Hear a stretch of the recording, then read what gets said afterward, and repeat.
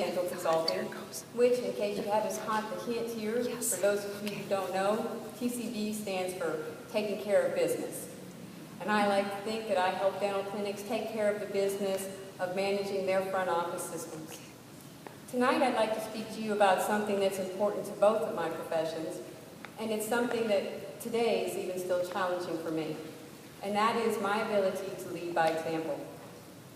As office managers, we all know that sometimes we get so tied up in what we're responsible for as office managers that we forget we're also a member of that dental team. I'll give you an example. In our office, just like in many of yours, we do a morning huddle. And when we have our morning huddle, we get together and we discuss who's coming in, what we need to do, who's going to do it, and the importance of working as a team. Because after all, there is no I in team, right? So we all leave, everyone goes to do their job for the day. I go back to my office where there's a stack of mail waiting to be sorted, patient phone calls that need to be returned, insurance that has to be followed up on. You get the point? You see yourself here? Delegate. I'm not delegating, I'm not sharing my workload with anyone, so I'm not really leading by example. Imagine, if you will, a practice where the office manager is on his cell phone during the day making personal phone calls or texting, or maybe they're updating their Facebook status every hour, or perhaps what I consider to be the worst problem, they're participating in or allowing gossip to go on. We can't effectively lead our teams by example if we're not setting the proper example to show them what is and what is not acceptable behavior. There have to be rules. There has to be guidelines. So where do we find these rules? Where are the guidelines at? Well, hopefully most, if not all of us, have an office manual.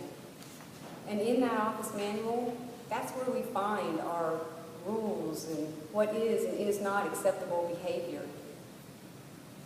And also, I think an excellent idea for your office manual are job descriptions. Job descriptions are where your team members know what they need to do. If you don't have them in there, of course you can find them online or in a book. But I think my personal favorite way of getting a job description is to ask the team member to write down what they do. This serves several purposes.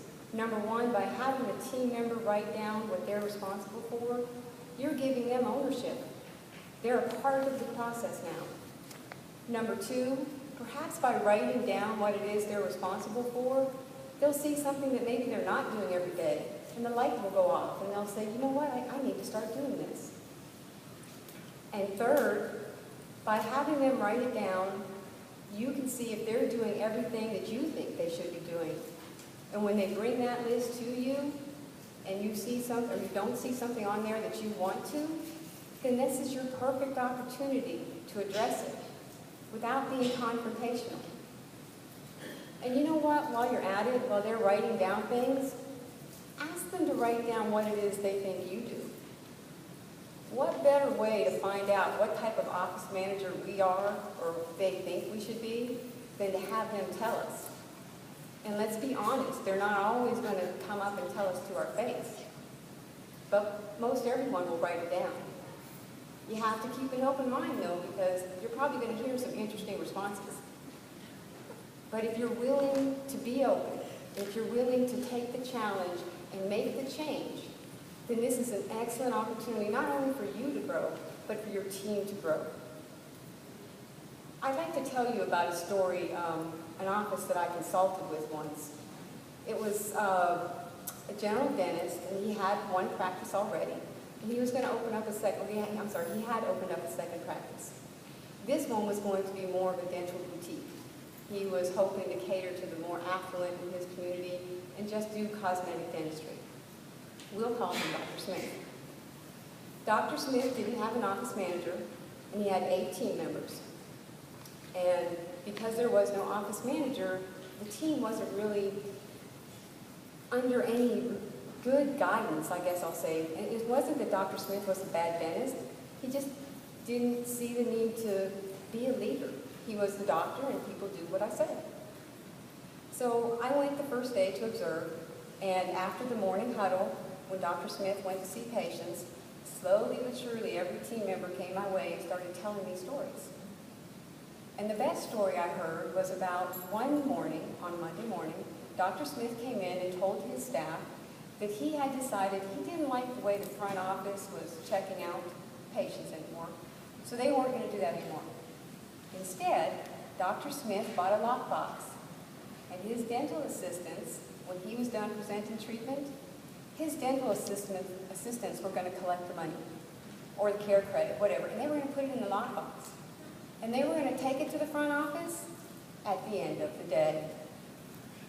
Now, as you can imagine, the front office was wondering what in the world they had done wrong. And the dental assistants, well, I don't know about y'all, but I have a couple dental assistants that if I told them they had to collect money, they'd be out the door. That's not their job. So this lasted about 2 days. Dr. Smith didn't like that either. So then he changed it again, and he had what I'll call, for lack of a better word, a patient concierge. Her name was Susan. Susan's sole job was to greet the patients as they walked in the door, offer them water, and then she would walk them back to the room with the assistants and visit them while they were waiting for the patient to come in. Well, now Dr. Smith was going to have Susan take the patient's money, and she would take the money up to the front desk. So this was better for the front desk because at least now they knew whose money belonged to whom. But still, once again, no one had any idea why. And as I'm talking to the team and I'm asking them, well, did you ask Dr. Smith? Nobody asked Dr. Smith. He wasn't an approachable person. They were afraid of him. They didn't want to lose their job. They had no idea what was going on. So I observed Dr. Smith's office for a day, and then the following day I was back that morning, and he asked me to come into his office and just give him a preliminary review, let him know what I saw. So I went and we sat down in his office, and I told him what the team members had told me. And I suggested to Dr. Smith that maybe instead of just coming in and changing everything, he could go to his team, tell them that he had a problem, and see what suggestions they came up with. Maybe they would have an idea that he could implement. And then I told him that, he needed to have faith in his team, to trust them, that, they could do the job that he hired them to do. Well, it turns out that me telling Dr. Smith to trust his team was probably not the best thing I could do. Because he looked at me, he looked at his watch, and he took his checkbook out and put it on his desk and signed a check. And he looked at me and he said, okay, Lisa, you want me to trust my staff? I'll start with you. He handed me the checkbook. You write the check for the amount that we agreed upon. I've got to go. He left the office. He left the building. And I'm sitting there thinking, okay. So obviously Dr. Smith was not interested in change. I get this now, I understand. And this actually was the first office I ever consulted for, so it was a really great learning experience. Really, really made me appreciate my doctor, I'm here to tell you. So, and the point for my story is, we have to be willing to make the change. There's no reason why we can't learn and grow as office managers. Earlier this evening, when everyone came in, you should have got a mirror.